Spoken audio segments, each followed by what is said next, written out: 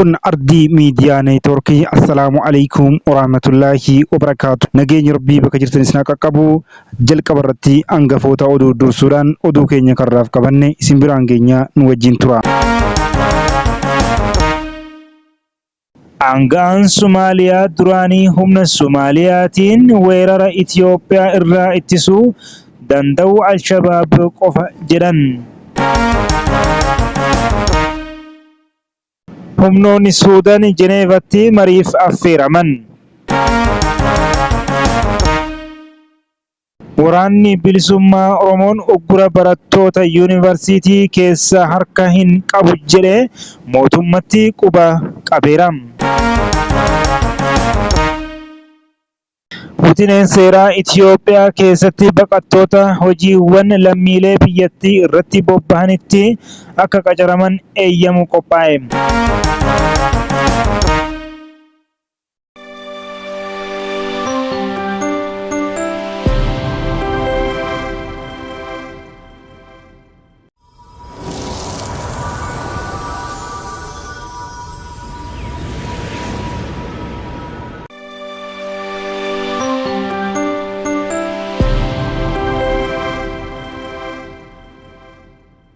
Daawwattoota ardii miidiyaa neetwoork toora yuutuubii keenya sabiskiraayib tolchaa, akkasuma toora taaktookii follow gochuun maatii keenya ta'a. Itti dabaluunis toora telegiraamii jooyin godha. Peejii feesbuukaas follow gochuun maatii keenya ta'a. As makamaa laayik sheer gochuu hin dagatinaa.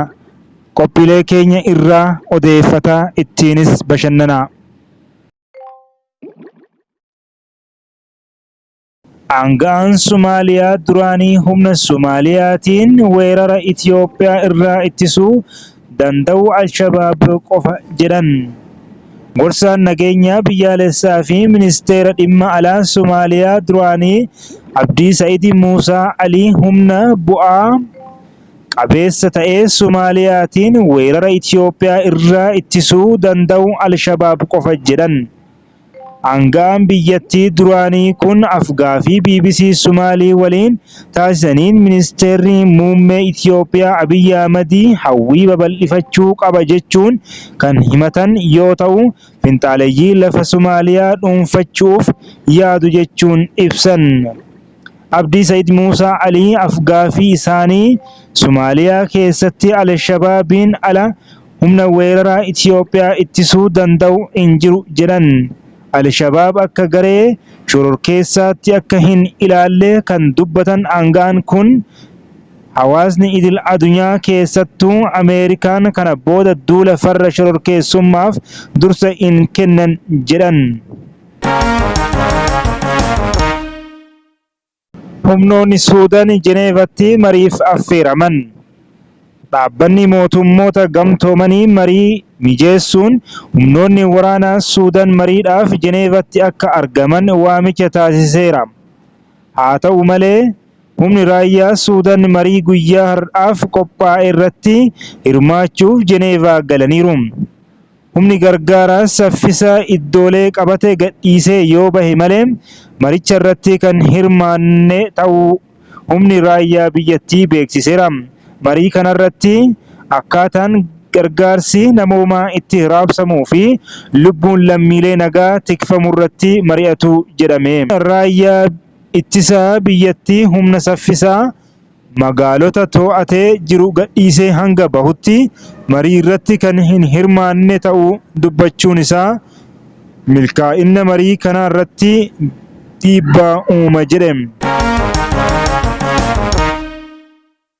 Waraanni bilisummaa Oromoon uggura barattoota yuunivarsiitii keessa harka hin qabu jedhee mootummatti quba qabeera.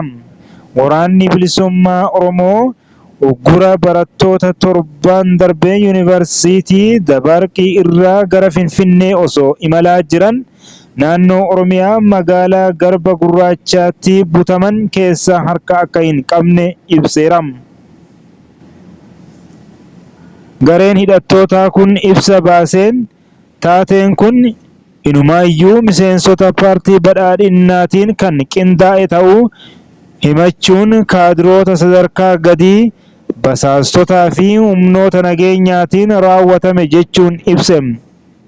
Mootummaan naannoo Oromiyaa opereeshinii geggeesseen barattoota yuunivarsiitii 160 uggura hidhattootaa jalaa gadi lakkisiisuu ibsus maatiin barattoota Addis Istaandaardii dubbisee haalli jiru waan mootummaan jedherraa faallaa ta'uu fi ammallee ijoolleen isaanii haala nageenyaa isaaniif yaaddessaa ta'e keessa jiraachuu himan.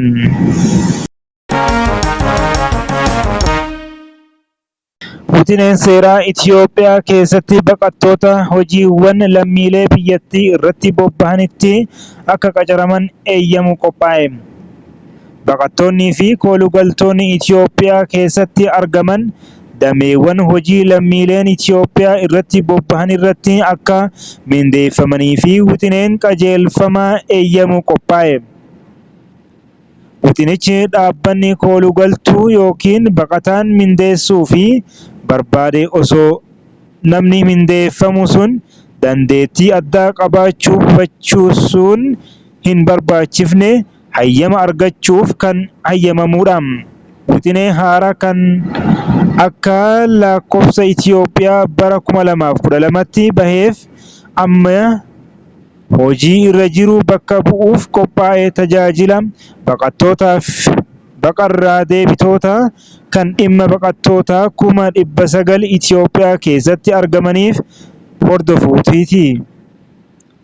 Labsichis baqattoonni waajjiraalee akka raayyaa ittisaa, dhimma nageenyaa fi waajjiraalee mootummaa siyaasa adda addaa keessatti mindeeffamuu akka hin dandeenye dhorkama.